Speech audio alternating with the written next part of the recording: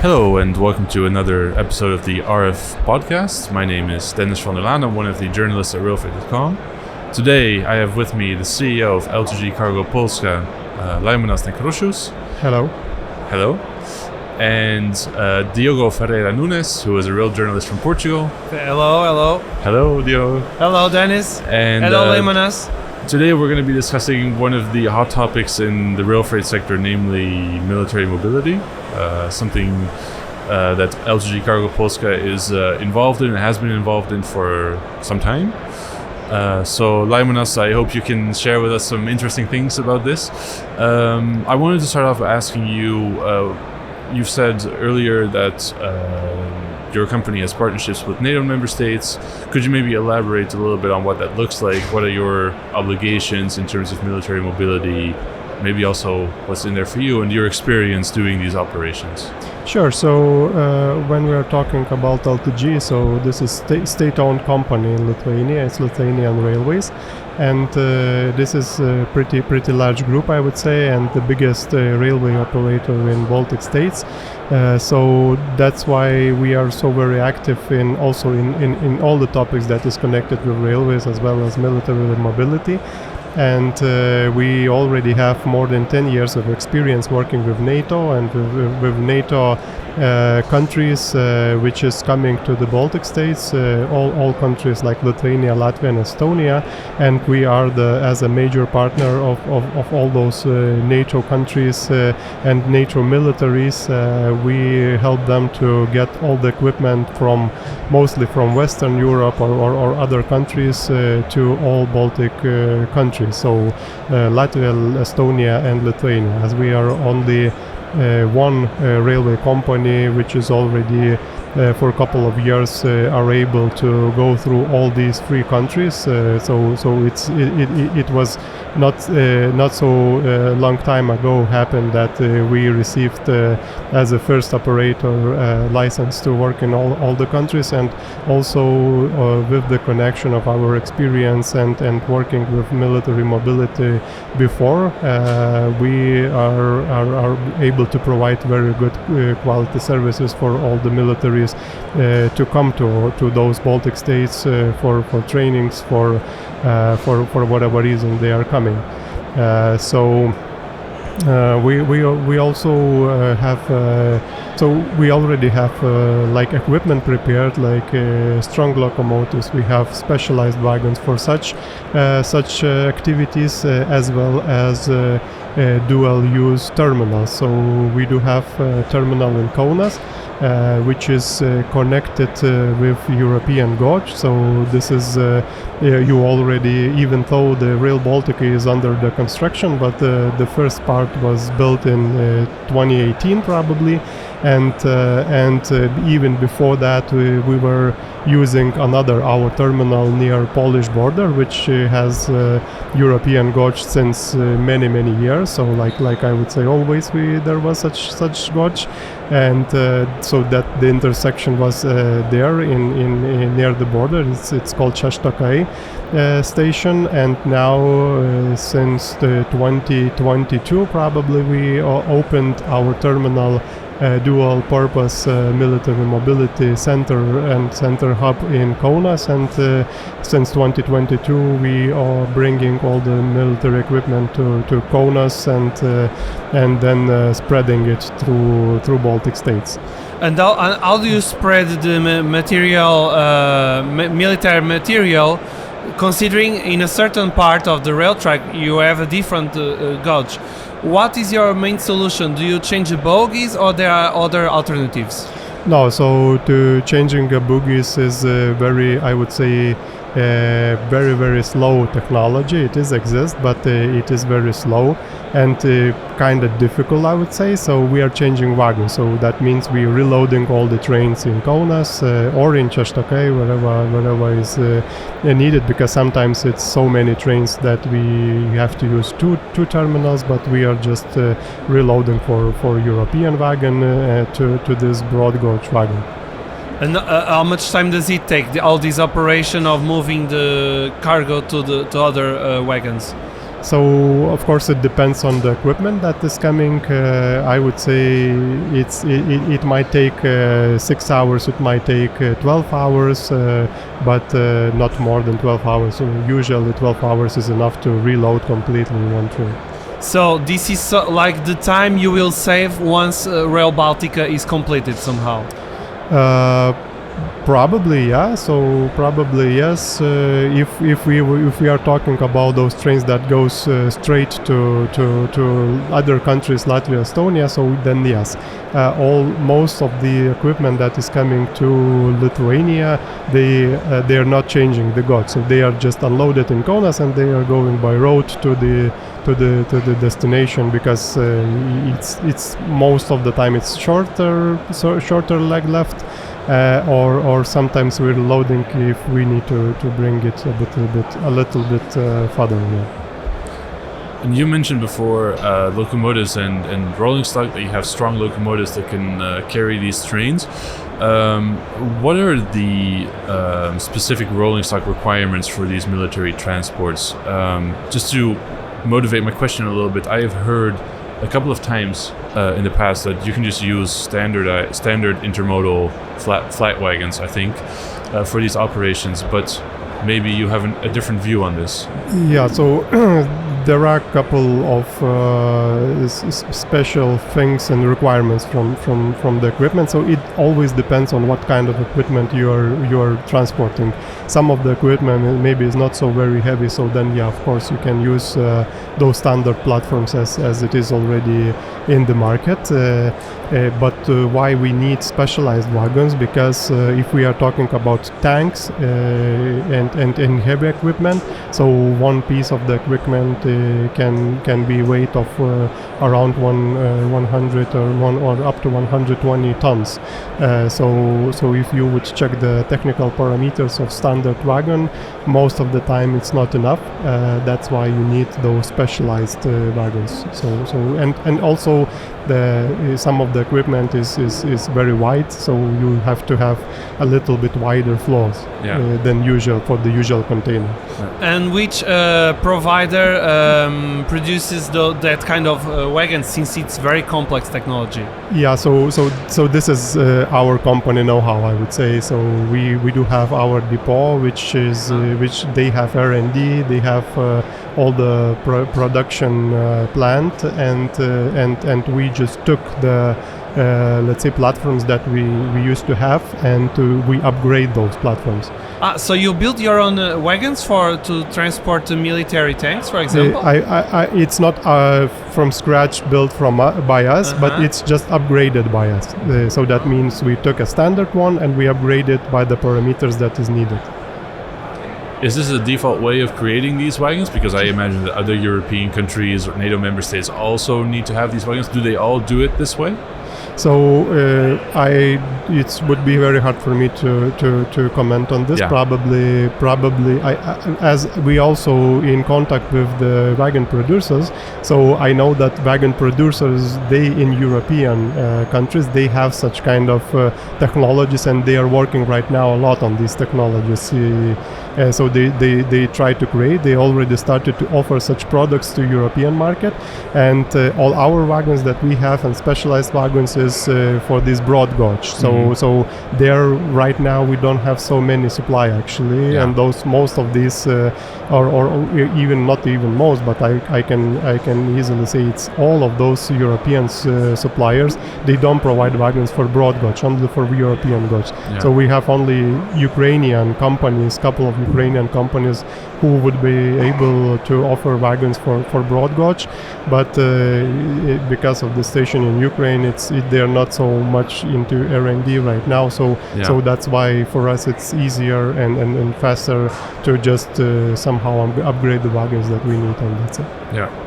And how do you organize the availability of these wagons for military transport? Do you have some sort of deal with the or in your case, a Polish government, where you keep a part of your fleet available for these military transport at all times in case of emergencies? or how does that work? It works, I would say, this way that you just described. So we have the fleet dedicated for such for military use, because those wagons is upgraded. So we are very rarely use it for someone else. So they are specialized, and also what is helping that we have already so much flow that they are busy. So we have as many wagons as we need, as we have already the huge stock, and we can even upgrade more wagons if it would be needed. But those wagons is dedicated and they are ready for action. And it's not like they are only ready. They are working even every day or every week. You know, they have things to do. Yeah. Okay. Yeah. The military market is expanding. The fleet you have right now is enough to fulfill the capacity, or do you need to buy more locomotives and other kind of locomotives? So right now, I would say that we still have some capacity for improvement. So we are thinking about it, and we preparing for it. So we as LTG Cargo in Lithuania. So because the bottleneck would be Lithuanian or Baltic states, let's say, resources and equipment, because of the changes of the gauge. So so the European market is much bigger, because as we let's say disconnected from Russia as much as possible. So we do not evaluate to get any wagons from or locomotive from Russia. This is not a case anymore, and that's why we did order also new electric loco fleet from Stadler last year. So we are even growing, and pretty sure, and we have the largest modern and the only actually modern in Baltic states diesel locomotive fleet. So we have 44 Siemens locomotives. It's very powerful machine, and neither one of other country has such kind of equipment. So we have enough, I would say. We already touched a little bit upon the geopolitical situation and decoupling from Russia. One question I wanted to ask, especially considering you've been involved in military transports for like a decade, is have you noticed any major changes in your partnerships with NATO or NATO member states in the past, let's say, 4-5 years, especially in light of Russia's war on Ukraine? So I can give you one, I would say, interesting figure. So after the war started, just when the war started, let's say in 2022, we finished the first stage of our military mobility terminal in Kaunas, and we started to that was started before the war in Ukraine. Yeah. So the project was started before, and the plan it was open project, and we started to build. But the start of the war just maybe it was coincidence that it happened at the same time. But if we would check figures in 2022 when the war started, so at that year in 2022 we delivered 100 around 100, so it's 105 exactly military trains from NATO to Baltic states. If we would check numbers on 2025 last year, we delivered 180. So it's almost double, and this flow is still growing. So this is it's I would say it is a lot connected with things that happened in Ukraine, and people started to think, the people started to plan, people started to do many trainings and so on, connected with how to protect our NATO lands, let's say, and the train capacities is growing, and we have much more investments. We have much more attention. Most of the countries. So we are strongly working with Germany, France, Netherlands, all other countries. They are coming to Baltic states. They're coming. They're preparing, and this, of course, growing significantly since the war started. And Laimonas, can you tell us? By carrying military tanks by train instead of trucks, how much time, money, and emissions are saved? Or what is the length of a military train, for example? So the length of the train is limited by the infrastructure. So the length is the same as of any other train. So but what we are saving a lot. So if let's say we are able to put on one train, let me think very quick.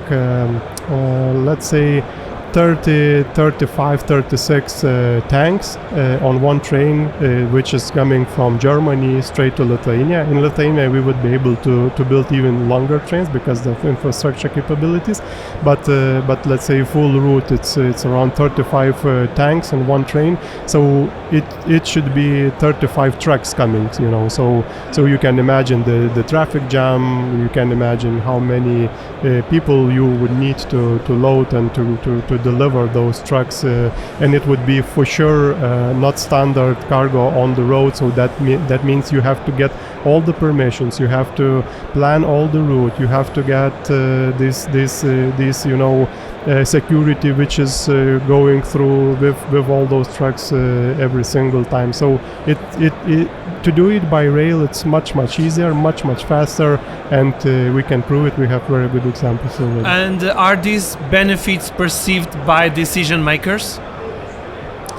Well, maybe I can add a little bit here, because I happen to be from it. This is maybe a little bit unrelated. I'm from a town where we have a military base nearby, and I used to live very close to the train station, and so relatively often we would have military trains being formed at our train station, and I can tell you that it often caused quite some disturbances in terms of traffic in the town, and it's a very long process also to load all these things onto military trains. But as for policymakers, I cannot answer that, so maybe I will. Yeah, the question was to Laimonas, whether the decision makers and policy makers are already perceiving these benefits of carrying the military material by train instead of the trucks. For me, I'm not the right person to answer such question. But what I can share from our experience working with military, so military, they concentrated to the defense, and when we are talking about logistics, it's also significant part of the defense, I would say, and they really interested in railway for sure because of the capacities. But other than that, we should not forget that they have to be prepared for any scenario. That means if the railway would not be able to proceed or would be somehow restricted, so of course they should also know how to come to these countries by road as well, So that's why. But right now, as you see also from the numbers, it's getting much more popular, and I'm not really sure who should be, who should get the prize for such increase, but probably it's very rational to use it. Some time ago, I published a guest article on our website by a Ukrainian rail expert who we talked about military mobility, and one of the things that he pointed out is that in Europe we can build all these fancy terminals and do things with technological advancements, but he pointed out that sometimes, and especially this is apparently the Ukrainian experience, you also have to be flexible. So a terminal is nice, but sometimes the operational reality for the military is that you also just have to unload at a different place. You have to deliver the military freight at a different place. So you need more flexibility, like unload your tanks, vehicles in the field, or there's maybe some other scenarios. Or even moving people in case of difficult situation. Or with people, exactly. So maybe a question that I would like to ask is, have you noticed that there's an increased demand for flexibility also on the part of NATO in these military transports, or is it still relatively rigid? Like they're thinking we will transport their military freight from point A to point B. Is there any change in their doctrine, in their thinking in that sense? So we as LTG and in Lithuania especially, there are many actions made to be very flexible, let's say, because we are one-stop shop for military. We transport not only their equipment but also people. So that means because they have to protect this equipment cannot go alone without people. So we can also connect these passenger wagons to the train so that the security would be all the time there. We are giving everything what's needed, so they only need to come. We provide the trainings, and they do accordingly to go through the countries whatever they want. When we are talking about flexibility, we also building such kind of infrastructure, because it's always connected with infrastructure when we're talking about railway, because there have to be railway, they have to be some place to stop, they have to be some place to load or unload, and for those reasons we built also the last mile small terminals or ramps only to be able to reach their last destination whatever they want. Yeah. So of course right now we are talking about training areas, training regions where they are going, and we already have built the railway there and let's say ramps to be able to unload trains not without any usage of road today in Lithuania. But of course, if the war would start, or if we would say that if we would be learning from Ukrainian case, so anyway, the biggest leg from Western Europe, you have to come to some place to park it, to have some storage or something like that. So this is happening in Ukraine, and that's how it would be happening here. And for this, you need to have very strong terminal as a hub where you can come at least to start spreading the equipment.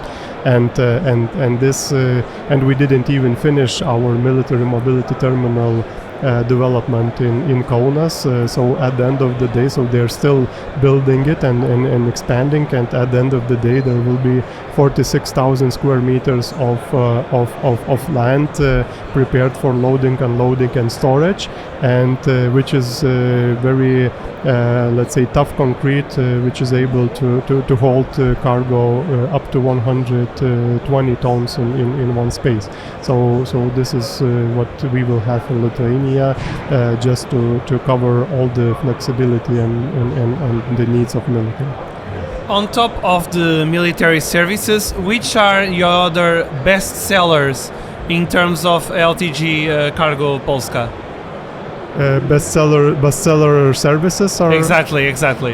So I would say our we have not one bestseller. So we are very strong in intermodal connection and all the connection between Baltic states. So whatever is going from Netherlands, from Germany, from Poland to Baltic states. So we are the solution number one, because you can also get all the planning. We have all the equipment, and we are ready, and we are prepared, and we have many trains, so we have efficiency and good price on the reaching Baltic states. And another what we were successfully developed in couple of last year is connection between Poland and Ukraine. So we probably the strongest operator on the border, and we have our staff there every day. We have many trains. The most amount of train is delivered to Ukraine by our locomotives. So our main goal right now, we are very strong on Ukrainian border, and we are very strong on the Baltic states, and our goal is to connect as a triangle, Baltic states, Ukraine and Germany. So this is our main goal, which we are trying to build, and we already have two legs very strong, and the third one we are building right now. And the fact that your trains are moving to Ukraine as well, does it require any additional safety measures? So I wouldn't say that there is any specific safety measures just because it goes to Ukraine. There is in Poland there is restrictions for the trains that goes to Ukraine, so they are not able, for example, to park anywhere because there was some sabotage actions in Poland before, and of course Polish government reacted to this. So it's not, let's say, they didn't make it more efficient right now, so they have some restrictions. But still, of course, we are able to go under certain rules. So it's not so very easy and flexible to run a train in Ukraine, which is going towards Ukraine, if we would compare it to the local train in Poland. So there are some restrictions made not by us, but by the infrastructure management authorities. But it's just some kind of rules that you have to apply. And what is the importance of technology in supporting your daily operations? Because nowadays everybody talks about AI, artificial intelligence, cybersecurity. What is the role of technology in your operations? So we do have our planning system. So all the operation is in our in one, let's say, planning system that we have. It was pretty fresh project for us, so we started this project only last year. So I would say we are right now under the development stage to build all the ecosystem of our AT, and I probably first we need to start working and to have some experience, so I would be able to share some good examples. All right, thank you very much. I think we are approaching the end of the podcast. Maybe some final remarks from Laimonas, if... Yes, I wanted to ask the both of you, maybe for you, if you have any burning questions that you still want to ask, and also to you, Laimonas, if you have any burning comments that you want to share. No, burning questions right now I don't have any more. So for the end of this podcast, I would like to tell one short story. Okay. So there was a situation at the beginning of this year, 1 month ago probably, that Lithuanian military gave as a support bunch of many electric generators to Ukraine, and one day while we just meeting with regularly with Ukrainian railways, they got a call that we got these generators, and right now it's -20 in Ukraine, so we need them as fast as possible. And those generators are, some of them were so very big, some of them are smaller, but there are many of them. So it was a very, I would say, successful project that from the first call to receive an order, in 5 days those generators were transported from military warehouses to the terminal in Kaunas, and from terminal in Kaunas to Ukraine and unloaded in Ukraine territory to save all those people that were freezing because of loss of electricity. So that's I think this project can show how strong the railway can be, how fast it can be, because sometimes people think that it's so very slow. So we did it in 5 days from warehouse to warehouse, with of course connected transportation on the road to the terminal and etc., bringing the wagons, everything.